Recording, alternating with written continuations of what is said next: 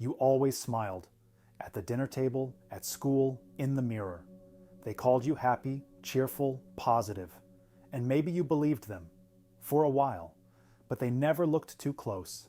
They never noticed the tightness behind your eyes, or the way your smile faded the moment they turned away. You became a master of masking. Because smiles, they kept people comfortable. They stopped the questions. And most importantly, they made your sadness invisible. That smile didn't start in joy. It started in survival. In homes where emotions were inconvenient. Where crying brought shame. Where silence was safer than truth. You learned to be okay before you ever were. You were taught to smile. When you wanted to scream. To laugh. When your heart was breaking. Not because you were fake, but because you were afraid.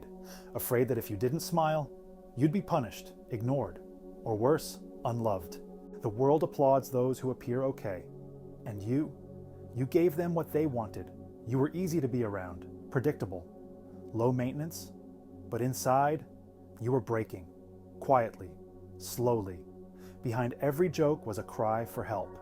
Behind every cheerful answer, a question.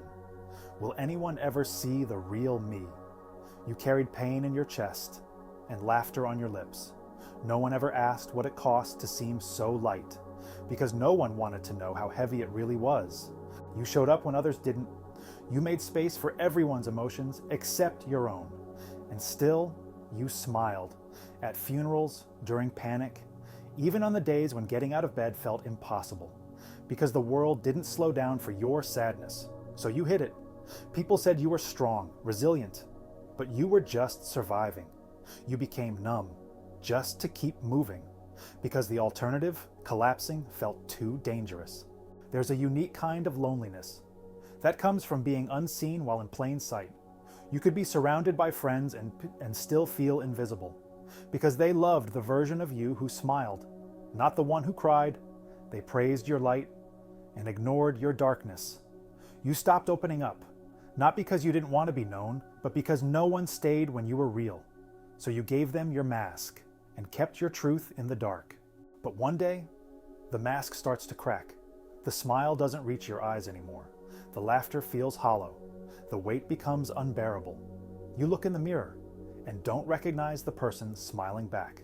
Not because they changed, but because you've never really seen them without the mask.